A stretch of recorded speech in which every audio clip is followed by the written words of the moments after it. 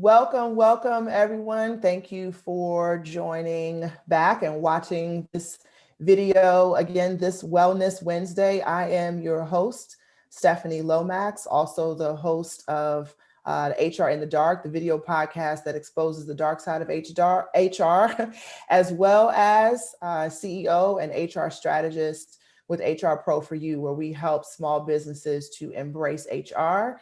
And as usual, I am joined by my friend and I call him the partner in crime on the wellness side, Dr. Corey Hicks, who is a motivational speaker, former All-American Olympic hopeful decathlete, author, health and wellness, subject matter expert, life coach, and author. Welcome, Dr. Corey. I am. It's a pleasure to be here as always. Yeah. Always enjoy coming on your show. So it's yeah. This is awesome. So last week we debuted the episode or the series rather. And that particular episode, we were talking about wellness as a whole, because of course, the theme of the series is about wellness. And we kind of unpacked what wellness means in general, like overall. But March's theme, as I had mentioned last week also, is about mental wellness. And we kind of picked that we were going to focus on mental wellness, growth, and mindset.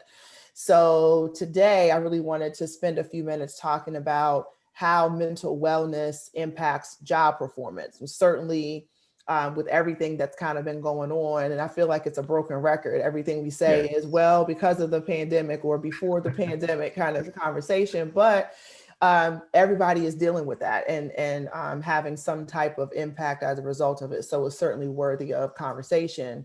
But certainly job performance for those that have been lucky enough to keep their jobs during this situation, is certainly impacted by how we perform mentally as well as carrying out our job duties. So let's talk a little bit about, overarching kind of how mental wellness impacts job performance. Yeah. So when you look at it, again, you hit the nail dead on the head. Stress is probably pretty much the primary factor when you talk about mental wellness. And just as we spoke about last week, you have two types of stresses. You have what we call eustress, and this is a type of stress that if you was an athlete or you're an individual who perform under pressure, so you do well under pressure. Some people can do that. Some people, when you're pushing, when you're driving this individual, that person they feel alive. They embrace that. Whereas you have what we call distress. Distress is just completely opposite. So when individuals feel pushed, they feel overwhelmed. They shut down and it hinders performance. So again, when you're looking at these two type of stresses, again, it can directly and significantly impact what we call overall mental wellness. But then it breaks down into what we call two types of stress. You have internal stressors and external stressors, which we'll kind of talk about a little bit too. So yeah. So that's a really key point that you're making, just in general, about how stress has an impact on everything. And in our podcast that we did back in October, we were touching on another topic, but we were just explaining how stress can really take form in a lot of different ways. It can create physical issues. It can create, certainly impacts mental wellness, as you were speaking about. So, when you talk about the internal and external stressors, what types of things should people be mindful of or be aware of as it relates to those two types of stressors? Okay. So when you're looking at internal stressors, these are directly connected to lifestyle choices. So a person may drink a lot of, coffee and get caffeine, or this person maybe they're not getting enough sleep, or they have an overloaded schedule. So that's an internal stressor.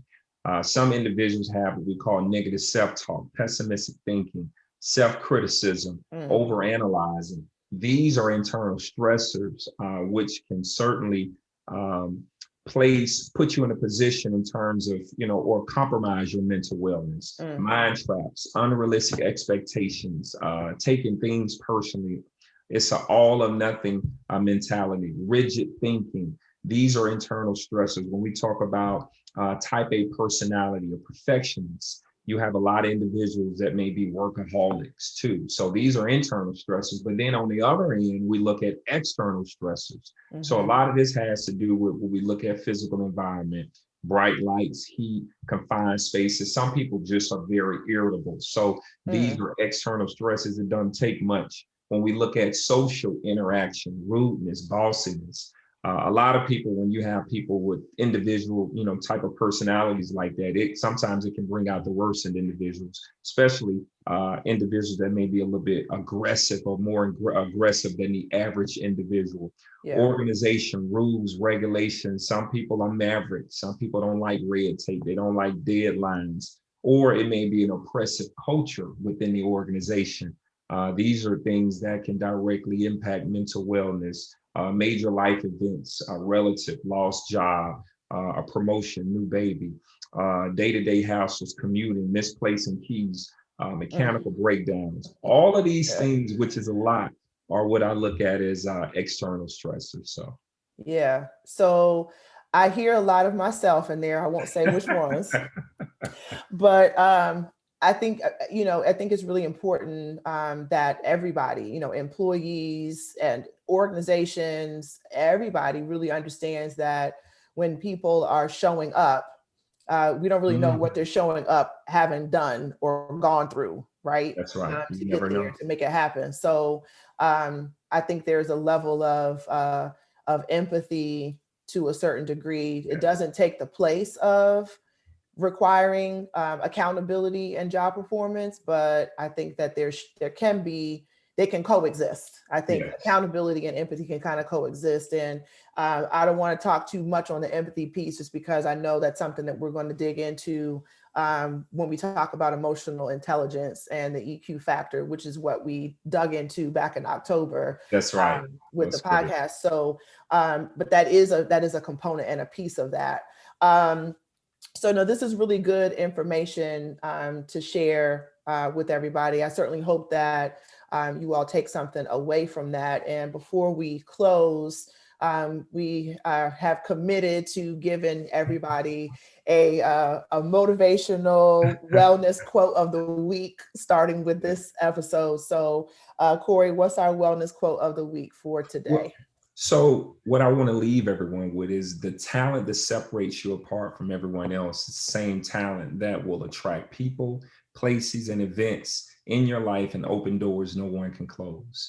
I think that's so important because sometimes we get frustrated with not being recognized, or we feel as though our talents are being suppressed. They're not being used to the best utilization that they could possibly be. So, but that's why I just want people to kind of just focus on that. Just, the same talent again that separates you apart from everyone else, and that's your God-given talent. It's the same one that will attract people, places, and events and open doors no one can close. So that's my takeaway message.